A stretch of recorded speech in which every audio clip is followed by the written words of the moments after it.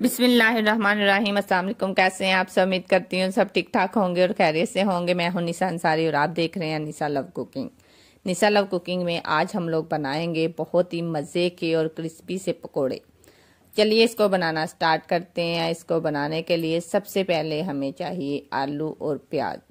अच्छा, तो आप लोगों ने स्टेप बाय स्टेप इसको रेसिपी को ऐसे ही फॉलो करना है तो आप लोगों के भी बहुत ही क्रिस्पी से पकोड़े रेडी होंगे। सबसे पहले आप लोगों ने आलू को छील लेना है। इसको अच्छे से वॉश करके आपने छीलने के बाद इसकी कटिंग स्टार्ट कर देनी है। वैसे बहुत सारे लोग इसको चौरस भी कटिंग कर देते हैं, लेकिन आप लोगों ने इसमें जो पकोड़ों में हम लोगों ने आलू शामिल करने हैं उसको बहुत ही लंबाई की सूरत में और बारीक बारीक कट करना है। जितना आप लोग प्याज और आलू का बारीक कट करेंगे ना, उतने ही आप लोगों के क्रिस्पी से पकोड़े रेडी होंगे। अच्छा, तो एक बात, आप बहुत सारे लोग बोलते हैं कि पालक डालने से हमारे जो पकोड़े हैं ना वो क्रिस्पी नहीं बनते। तो ऐसा बिल्कुल भी नहीं है। पालक का आप लोगों ने इस्तेमाल करना है, लेकिन बहुत ही कम करना है, क्योंकि पालक भी पकोड़ों के लिए बहुत ही ज़बरदस्त है। इसके लिए ये नहीं है कि अगर आप लोग पालक ऐड कर देंगे तो आपके क्रिस्पी पकोड़े नहीं बनेंगे। उसके लिए एक बहुत ही छोटा सा टिप है जो मैं आपको बताऊंगी। इसमें हम लोग शामिल करेंगे नमक, बीज वाली मिर्च और पिसी मिर्च। ये दोनों हम लोगों ने हाफ हाफ चम्मच इस्तेमाल किया। चुटकी भर हम लोग इसमें डाल लेंगे हल्दी। उसके बाद हम लोग डाल लेंगे साबुत खुशक धनिया, जिसको मैंने भून लिया था। जीरा और खुशक धनिया मैं हमेशा ही भून के इस्तेमाल करती हूँ। उसके बाद हम लोग शामिल करेंगे इसमें गरम मसाला और थोड़ा सा डालेंगे इसमें जीरा। उसके बाद इसमें शामिल करेंगे कसूरी मेथी, जो कि आप लोगों को पता है कि मोस्टली मेरी आई लव इट में मुझे ये बहुत पसंद है, इसकी खुशबू।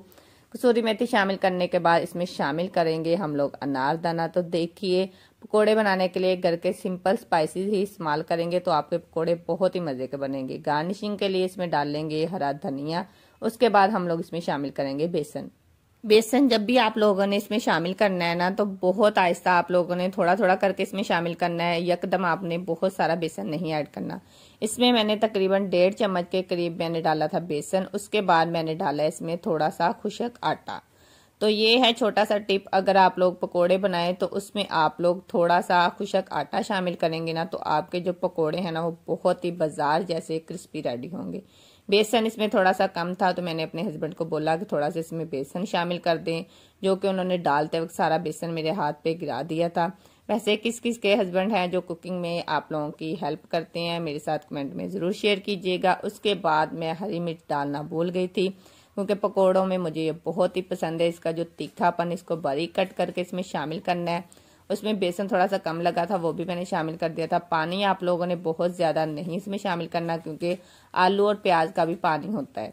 इसमें आप लोगों ने थोड़ा सा पानी इस्तेमाल करना है और उसको अच्छे से मिक्स करना है। मिक्स करने के बाद अब हम लोग इसको फ्राई करेंगे।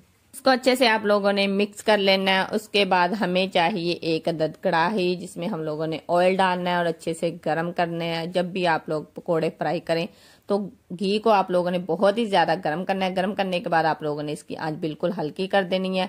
तो देखिए, अब हम लोग बनाएंगे बहुत ही मज़े के क्रिस्पी से पकोड़े जब भी आप लोग बनाएं तो कोशिश किया करें कि इसको हाथ की मदद से ही आप लोग कढ़ाई में डालें। वैसे आप लोग इसको चम्मच की मदद से भी इस्तेमाल कर सकते हैं, ये आप लोगों की अपनी चॉइस है, आप लोग किस तरह इसको बनाना पसंद करते हैं।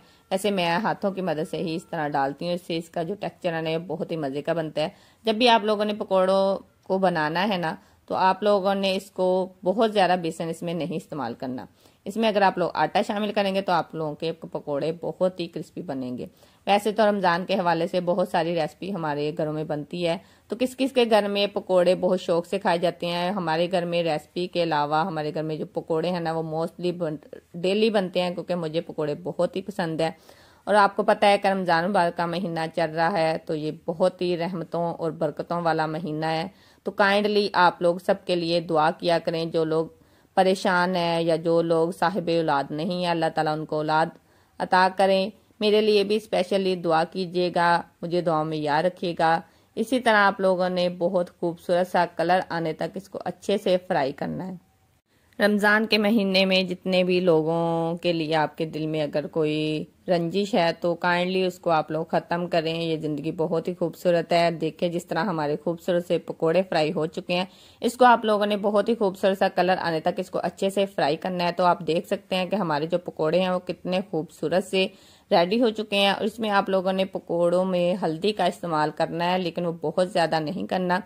पिसी मिर्च का इस्तेमाल इसमें कम करना है। अगर आप लोग पिसी मिर्च का इस्तेमाल ज़्यादा करेंगे ना तो आप लोगों के जो पकौड़ों का कलर है ना वो इस तरह बहुत प्यारा सा नहीं निकलेगा, वो बहुत ब्लैक कलर आ जाएगा। और पालक का इस्तेमाल आपने करना है लेकिन बहुत ही कम।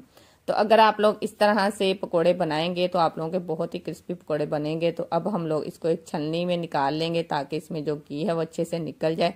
वैसे अगर आप लोग आटा शामिल करेंगे ना तो आपके जो पकोड़े हैं ना वो बहुत ऑयली नहीं होंगे। तो देखिए हमारे मज़ेदार से क्रिस्पी पकोड़े रेडी हो चुके हैं। अब हम लोग इसको डिश आउट करेंगे।